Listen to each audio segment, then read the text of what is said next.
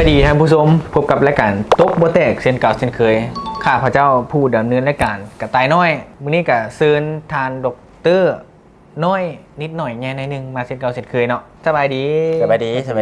อาจารย์เกี่ยวกับการไปเฮ็ดเวียกในมื้อบุญสงกรานต์ที่ว่าเขาจะมีวิธีป้องกันแนวใดเพื่อบ่ให้มันถึกน้ำเปียกเขาเป็นขี่รถจักรบางคนก็ขี่รถจักรขี่รถใหญ่ก็บ่ว่าเนาะขี่รถจักรนี่มัน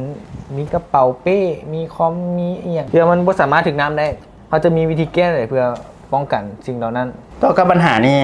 อาจารย์ก็เห็นหลายเนาะว่ามีหลายห้องการแต่ว่าบางห้องการกับบ่ได้ปิดสินะยังบ่ได้ปิดบ่หันฮอนมือพักเทื่อครับสั่นไปอยากเสนอให้ไปจอดโครงหุ้มเลย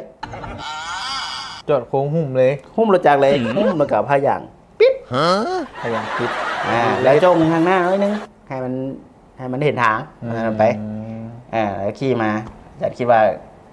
ข้าเจ้าคือจะบ่โหดตัวนี้โหดกับจิบ่ทึกนะเอาคือว่าแล้วอาจารย์เมื่อปีใหม่นี่กระเจ้ากับชิมมาลินอยู่แคมป์ทางเนาะเฮานี่พัดขี่รถไปเขาก็สิได้รัดเฮาแล้วบัดนี้รัดเฮากับเจ้าก็ต้องเปิดหั่นเปิดนี่แหละมันก็โหดใจคือเก่าโหดใจคือเก่ามันเนาะถ้าเป็นจังซั่นอาจารย์คิดว่าวิธีที่2อาจารย์จะเสนอให้ส่วนใดที่บ่อยากให้เปียกนะอยากเสนอให้เอาทุกอย่างแคบหัดเลยนุ่งเช่นว่าสลิปบ่อยากให้เปียกสลิปมันน่ะเฮาก็นุ่งสลิปแล้วปึ๊บเนาะทรงซ้อนแล้วปึ๊บเนาะแล้วก็เอาทุกอย่างซุบแล้วก็มัดแอวเลย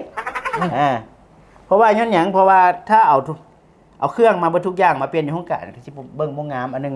เฮาต้องใส่ทุกอย่างแคบป่าไว้มันสิบ่คักกันนะมันสิบ่คักมันสิเกินโมเกินหยังอ่ะนะมันสิบ่คักโอ้อาจารย์คือสิบ่ได้ดอกเพราะว่าคนมันลิ่นหลายบ่นึงผู้นี้มาฮดผู้นี้มาฮดโอ้ฮดไปฮดมาก็ซึมแล้วบัดนี้เนาะอาจารย์คิดว่าแนวไหนมันสิแก้ไขได้อยู่บ่วิธีนี้ก็มีปัญหาตัวนี้ได้เนาะแม่นอ่ะฉะนั้นอาจารย์เสนอเป็นวิธีที่3ซะโอเคแล้ว2วิธีก็อาจจะบ่เวิร์กวิธีที่3นี่นะเฮาอาจจะสมมุติอย่าติดหัวเอ้ยเนาะแล้วก็เฮ็ดคือจังถุงน้ำทะเลซ้อนกันแล้วผู้นึงจับถุงน้ำทะเลแล้วก็ติดหัวสิเขาเจ้าเห็นเขาเจ้าก็สิบ่กล้าฮดเฮาเพราะว่าคิดว่าเฮาป่วยนะเพราะว่าเฮาป่วยฮดบ่ได้จังซี่มันสิเป็นไปได้บ่อาจารย์คิดว่าวิธีนี้น่าจะโอเคตัวนี้ก็สำหรับน้องนะน้องก็ว่ายังบ่โอเคดอกปีใหม่คนมันลิ่นหลายเนาะหน้าบางเทื่อมันซีดขึ้นว่ามันก็ถึงเก่าแล้วจังได๋บางเทื่อเขาขี่รถใหญ่เขาดึกน้ำซอกน้ำสีไปเขาถึงลุกลงได้บัดนี้น้องก็บ่ได้ปัญหานี้